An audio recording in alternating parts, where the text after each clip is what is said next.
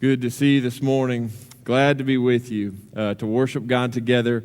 Glad that you chose West Hill to worship. If you're visiting with us, excited you're here. If you happen to have children, so thankful for Greg and Lindsay, their leadership, and so many others who have taken part in the Kids for Christ. And it's never too early to start teaching our children about serving Christ, and they've prepared a great day for us, or at least this afternoon, to be able to teach them about Christian service, as well as us parents. And so excited for the fellowship, the time we'll get to spend together.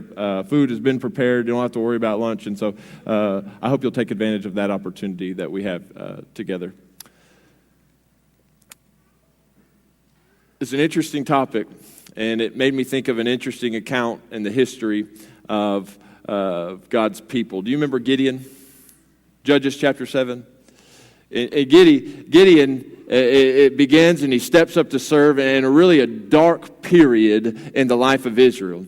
A deep, dark period in which everyone's doing what is right in their own eyes, and much confusion, chaos is going on, and he steps up to lead God's people. And it happens that they have a big foe in front of them, an army well over 100,000 people of the Midianites. And he's slow to progress, but Gideon, slowly but surely, he is a great leader. He gets 32,000 individuals to begin to follow him, to go into battle with him. But it's still no match in the eyes of man against the 135,000 or so troops that the Midianites have. So many troops to fight, but God says, you know what, you have too many. You have too many. Why don't you knock it down a few? And so through different procedures, 10,000 remain. 10,000 against over 100,000 soldiers. And God says, you have too many. You have too many. And perhaps many of you are familiar with Gideon and his 300, down to 300 individuals. How are 300 individuals? What wisdom is going to make 300 soldiers be able to go and slaughter, destroy, kill, win a battle against 35 or 45? I'm forgetting. This big war. And you know what their weapons are? A trumpet and a pot from under the kitchen sink. God says, grab a trumpet, grab a pot, and we're going to go and win this battle. And you look at that, and the topic this morning is about as crazy in my mind at times. Would you read with me in Romans chapter 12? I look at this and the wisdom that's there and what it's calling me to do. It seems as wise as God was there in Judges chapter 7, allowing God's people to win a battle with no weapons. With no weapons. Look at these verses. Romans chapter 12, beginning in verse 16. Be of the same mind toward one another. Do not set your mind on high things, but associate with the humble. Do not be wise in your own opinion. Repay no one evil for evil. Have regard for good things and in the sight of all men. If it is possible, as much as depends on you, live peaceably with all men. Beloved, do not avenge yourselves, but rather give place to wrath. For it's written, vengeance is mine, I will repay, says the Lord. Therefore, and here's where I think it really gets us. If your enemy's hungry, feed him. Thirsty, give him a drink. For in so doing, you will heap coals of fire on his head. Do not be overcome by evil, but overcome evil with good.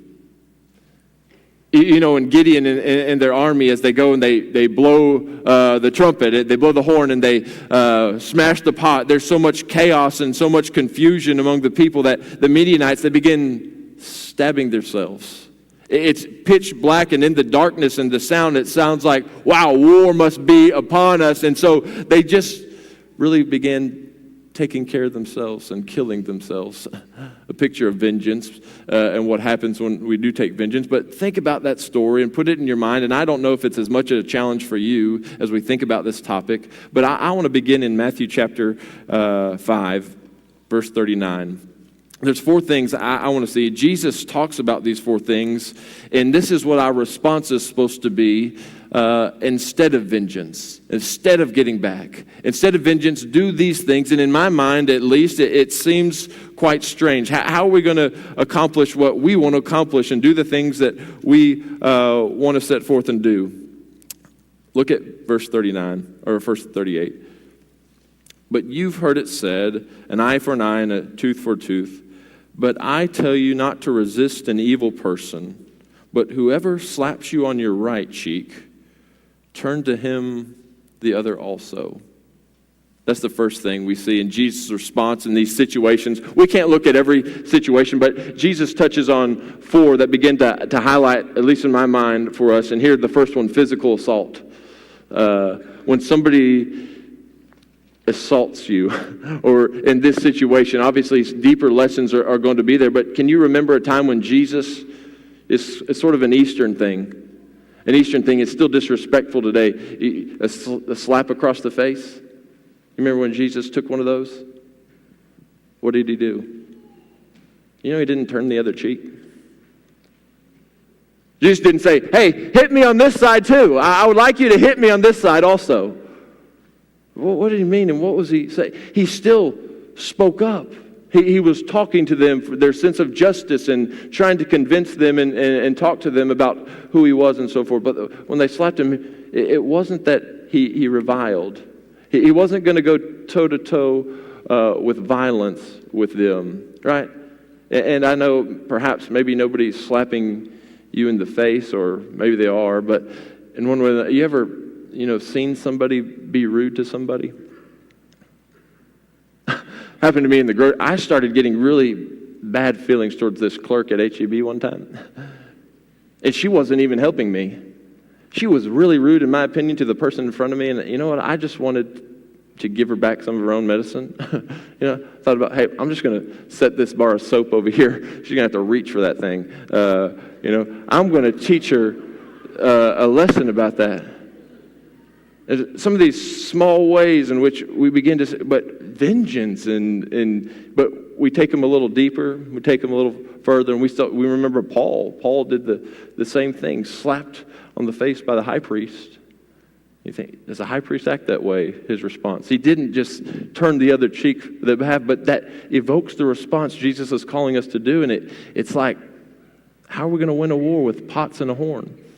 How are they going to learn their lesson? But there's something else he keeps going and talking about. Verse 40, if anyone wants to sue you and take away your tunic, let him have your cloak also. And you think about what's going on here and the things that they were doing. Just sue him for everything he has. The cloak, the shirt off his back. Right? Just give him that also. And we think about the problems. I'm reminded of 1 Corinthians chapter 6. The problems in which you see in 1 Corinthians chapter 6 and the devastation that Paul feels because, brethren, people who are united in Christ in a common cause for taking as many souls with him to heaven, and they're fighting and bickering with one another over various legal matters, taking them to court. Brethren, if anyone sues you, right? Give them the tunic also. Apparently, in the law of that day, you weren't allowed to go for the tunic. That was like the one thing the law would forbid them from taking. You could take it all, but not the tunic, right? You couldn't take that also. And so you think about the message he's trying to get on, the things that you have. Hang on so loosely that you're willing to give up the things that you have. Can you think about situations? Why is that the right response? Don't they need justice? God, don't you care about the way I feel? Don't you want me to have success? Don't you want me to feel better about myself? And so forth and so on. And we could think about these things. There's two more. This is by way of introduction. Think about this. Next one. Not only do I slap, if anyone wants to see you take away your cloak, your tunic, let him have your cloak also. And whoever compels you to go 1 mile, go with him too. I saw some comments on this that I'd never seen before, and talking about Roman law. Roman law, apparently, it was okay for a Roman soldier to put somebody into compulsory service to carry their luggage. But they couldn't take it farther than a mile. And I'm not sure, I have to verify that and think about this, but the lesson's still going to be the same. And I thought it was interesting if that is true. He comes up to you and he pats you on the shoulder. You have a busy day ahead of you. You're trying to provide for your family and do some things. And here, carry my luggage. Well, he could get you to do that for a mile, but after a mile, you're free of your duty. Can you imagine at the end of that mile, though? You get to the end of the mile, and he begins to try to look for the next guy he's going to tap on the shoulder. He's going to go and he's going to tap on another guy, and he's going to get him to do it. And the guy's be, you know what? I'll just keep going. You know what? They can wait. I had a lot to do, but man, how's your day going? Jesus said, Matthew chapter 5. I know it wasn't chapter 5 yet, but can you imagine the conversation he might be able to start as his service goes on, and that idea that's hold there, go the extra mile. Maybe we could think about taxes, or maybe we could think about your boss. And man, do you know how many relationships are ruined because we feel the need to be right? What if we went the extra mile? He gets me to stay. I'm going to stay even a little. I'm going to do my job the best that I can. I don't know. In the relationships you get to see, how does a Christian respond? Remember, this is in the section of a Christian's character, or the code, if you will, of a Christian, what they're supposed to do. But there's one more thing. Not only are we talking about unfair lawsuits and physical assault, maybe compulsory service, if you wanted to say it that way, but how about this? And this one that to me evoked the most response. It evoked the most emotions, especially based upon my past experience. Give to him who asks you, and from him who wants to borrow from you, do not turn away.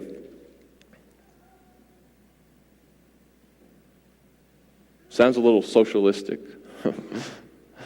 Sounds a little like, too good. Wait, whatever they come and you notice it doesn't say whatever he asks of you, give to him.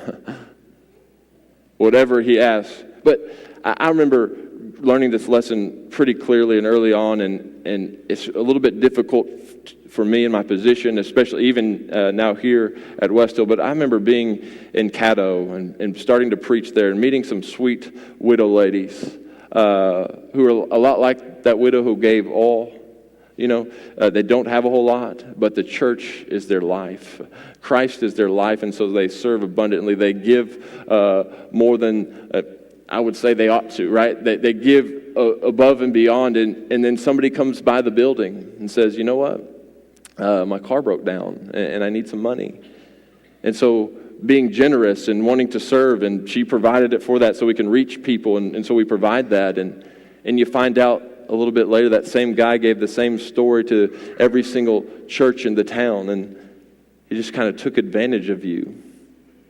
And in my mind, you just start to get a little hard-hearted, and you start to man, what about that woman, and what about all she's doing? And that's so cruel and rude, and so I don't trust anybody. I don't want to give to anybody. I begin to lock up in my mind and my heart about this giving, and here Jesus has these ideas for us. What kind of things do we respond? How do we respond in those different types of situations? Would you go back with me again to Romans chapter 12? I want us to think for a minute. It seems a lot like God trying to win a war with trumpets and pots in my mind. What's he calling us to do, and maybe why? Waiting for backup is the title on this. I don't know about you, but I've been blessed by the way Sam has lined this out, the series and the thoughts, and learning to wait, patience in an impatient world. And I was beginning to think, maybe it was American.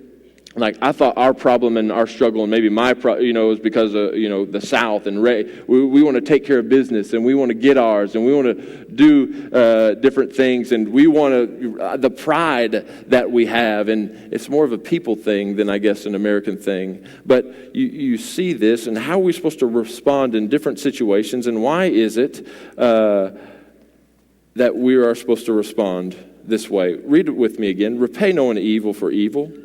Have regard for good things in the sight of all men. If it's possible, as much as it depends on you, live peaceably with all men. Do not avenge yourselves, but rather give place to wrath. And really, perhaps maybe some of your translations say, let God have his wrath. If you take vengeance and you get spiteful and you have evil thoughts in your mind about, God's not going to be able to work.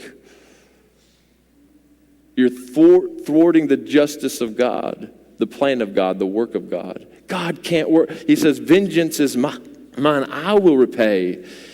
And then he begins to describe the most difficult way in order to how we respond, what we're supposed to do. And to me, in my mind, that shot me straight to James, and I hope you'll go with me. Why is it that God wants us to do that? Why do we have to wait on God? Why doesn't God want me to step out and do some of these things? Look at James chapter 3. The wisdom that's from above is first pure, then it's peaceable, it's gentle, willing to yield, it's full of mercy and good fruits. It's without partiality and it's without hypocrisy. Look at verse 18. I read this through this study. I've read this verse differently. Now the fruit of righteousness is sown in peace by those who make peace. It doesn't mean something different to me. It means more. That's what I meant by those comments. The fruit of righteousness is sown in peace by those who make peace. Maybe you have young children. This doesn't happen at my house, but maybe it happens at yours. You have an older sibling and a younger sibling, and maybe they get a little spat. The younger one in his immaturity, and he comes and he kicks the Legos. He just spent an hour building this beautiful Lego creation he wanted to show mom, and boom, kicks it. What's he do? I'm going to go tell mom. No. Hits him, and so I don't know what happens at your house, how the rest of that story goes, but right, crying, the little one who deserves the wrath of his dad and deserves to be punished for the things he does, doesn't get any attention. He's got the bloody nose or the bloodied eye or whatever he has, and so immediately the attention goes where? It goes to the older one. Oh, because God's trying to teach us to listen. I can't have my wrath and serve the way I want to serve if you're getting in the way. Why didn't you let me handle the situation? You don't know about justice yet. Did the kicking of the Legos deserve a bloody nose? You don't know what you're doing, God says. In the grand scheme of things, I'm the sovereign. I can't work out my wrath. And I couldn't help but think about this verse in a new way because of the things that are going on in our country. As we think about have you ever seen that? Man, the person that's going to stand up for the rights of somebody else. They're going to stand up and they're going to make things right for somebody. And they get bold and they get big and they stand up for them. Did you notice what the fruits of righteousness are and how they're sown? In peace. The Prince of Peace comes calling us to be people of peace.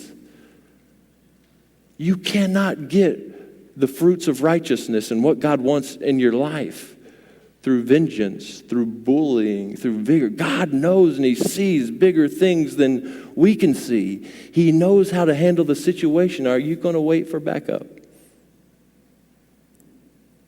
Are you going to let God handle that situation? It's such a mind-boggling thing to me. And you think about Jesus and who he was and what he did. And I know you remember from last summer, right?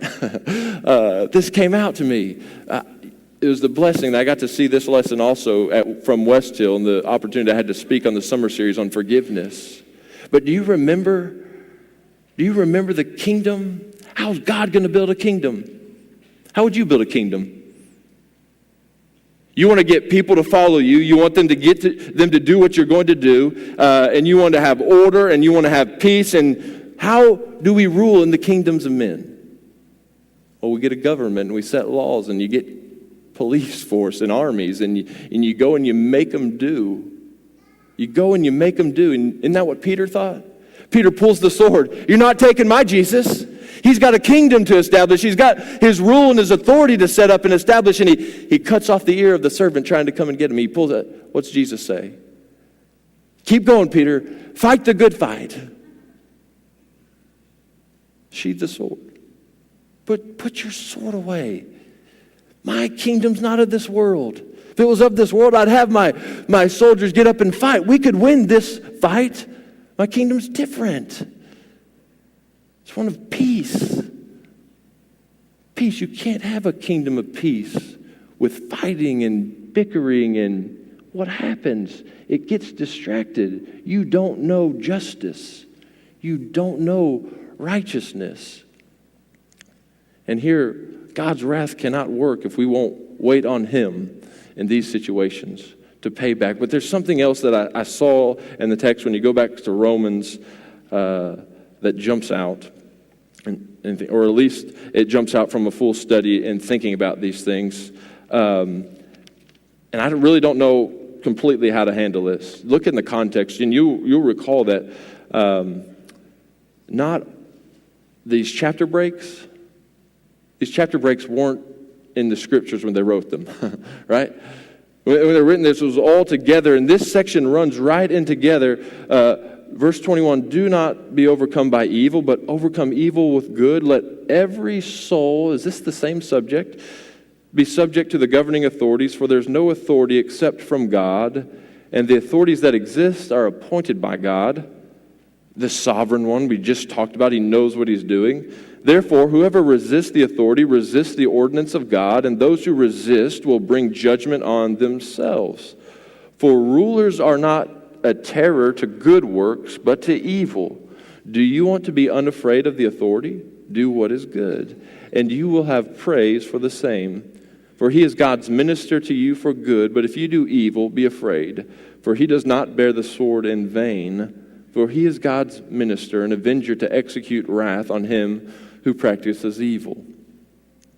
You could see how this would perhaps be particularly comforting to folks in the first century who are actually scared for their lives because of their service to Christ, their dedication to who He was, and they see this and they've got to be at odds with it because, wait a minute, God, give my life? They're killing Christians because we're in allegiance to You. Shouldn't we fight? How should we respond to the bickering and how do people respond today? Does anybody have Facebook? Are there a lot of arguments being won on behalf of the gay marriage and the race issues that are happening on your Facebook feed? I just was wondering if yours are a little bit different than mine, because on mine there's more violence and there's more hate and there's more ill will being bred through ridiculous conversations from our brethren, opening up and speaking hateful things and vengeance. We let God have His wrath, and a little bit disconnected for this section, but I brought that out to say, look, think about what role the government has and the things and the issues that they have to take place. And this is definitely a different subject. But if that's their role and their responsibility, and what should be the responsibility on things that are of a little bit lesser, maybe importance on a national scale? Like when your brother does something against you.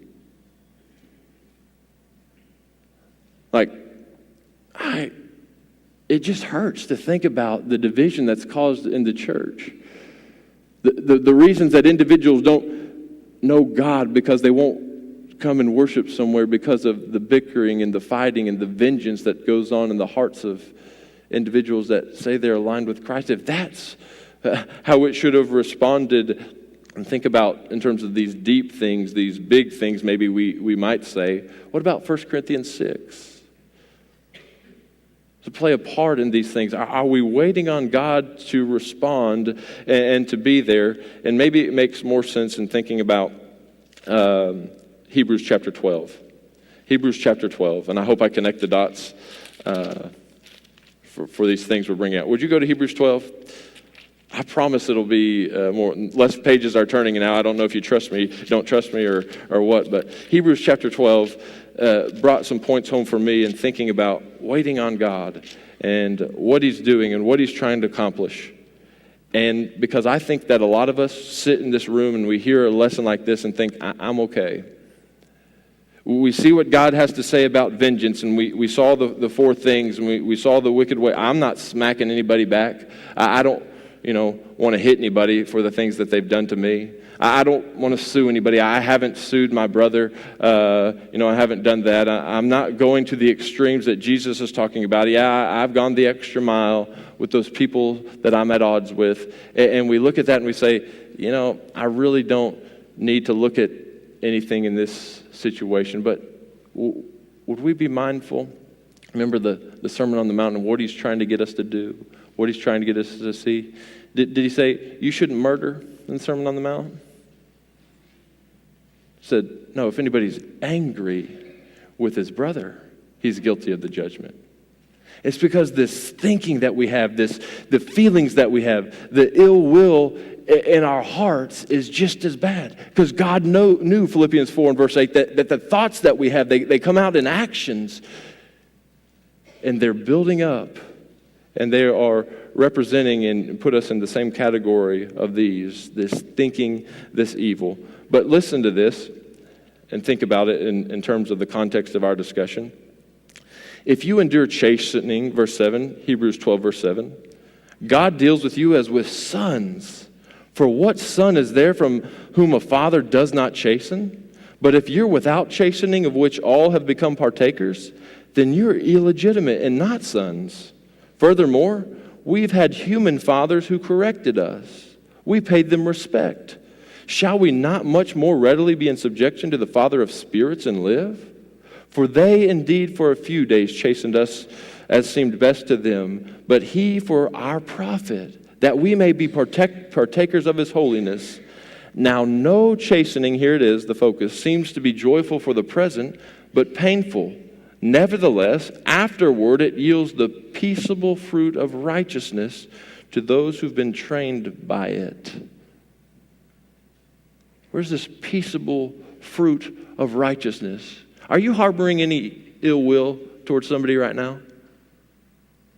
Are you angry with somebody? Are there feelings and vengeful type of spirit? Maybe I'm not acting, but so I'm not there yet. But here with our thoughts, we get in the same word. We need to wait on God with these as well. Sort of a testing. Do you see that in Hebrews 12? Sort of a testing of the way things happen.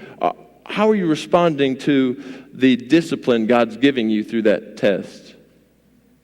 This difficulty you're dealing with, the person that's wronged you, the situation that you're in your life. Am I going to be vengeful? Am I going to respond that way?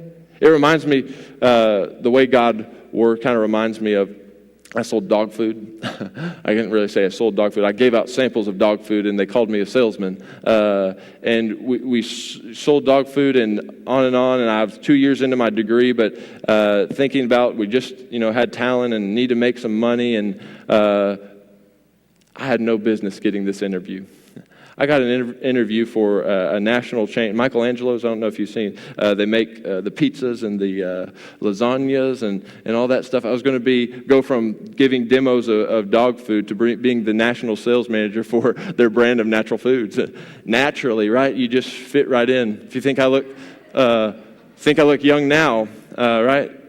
Almost 8 years ago, and going in there, and I had this interview with the guy, and I can just see him shaking his head in his mind now as I look back on that interview and thinking, he was real nice, but he said, you know what? And I think it's a lot of what Hebrews 12 said.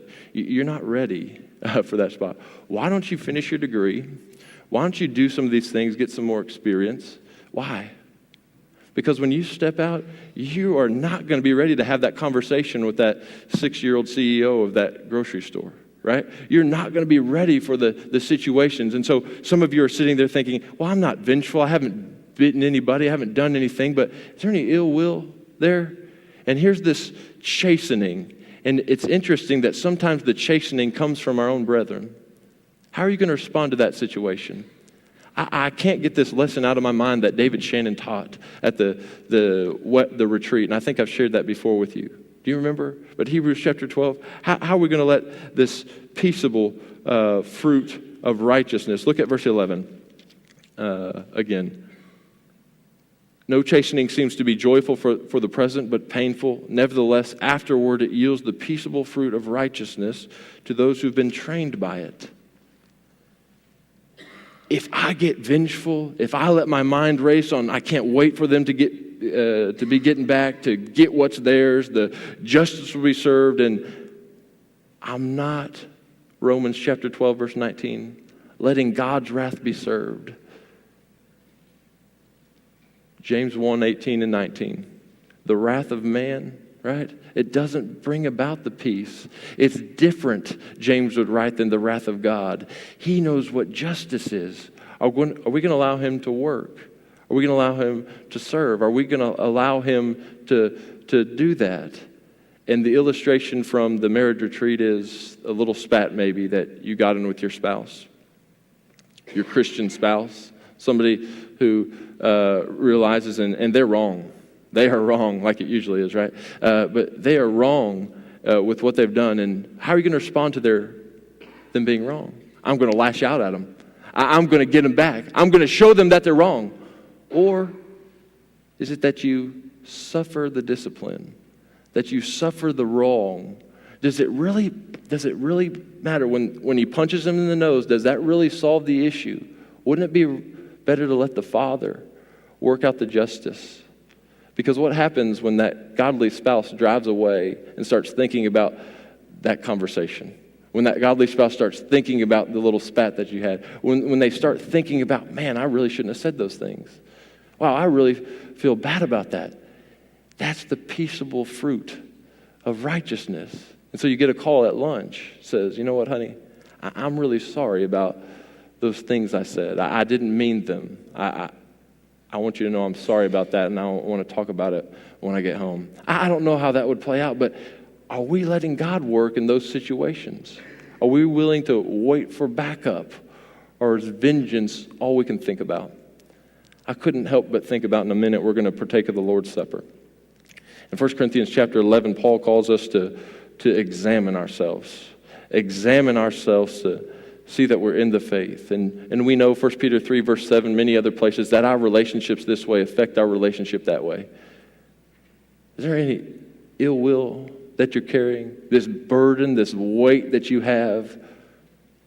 Romans 12 lets us put that on God. Let God have the justice in that situation. He works all things out. How will we respond? You know you can't partake of that. The grace and the mercy that he bestowed upon us. And we're going to sit around the table and we're going to thank God for that, and we're going to withhold the grace from somebody else. Churches are split. Individuals are on their way to hell because somebody had a personal vendetta against somebody else. They couldn't put that on the back burner to let God work in their lives. I hope that's not happening in your life. I hope you're waiting on God. Vengeance is mine, says the Lord. If we can encourage you this morning, maybe there's something that's going on in your life. There's that battle that you're facing. There's some thing you need prayers for, encouragement. God can do far more than we can ask or think. But the thoughts that we have, the ill will we have, they turn into actions. And God says we need help with those. We need to wait for him in those situations. Have you ever obeyed the gospel? The wrath of God, Romans 2 and verse 4, is being stored up for those who are not Christians. Have you not obeyed the gospel, been buried in a water grave of baptism, raised to walk in newness of life, confessing Jesus today and every day, that he is the Christ, right? Turning, repenting from past sins. We would love to help somebody do that this morning if you've never done that. Would you come if you have a need, as together we stand and as we sing?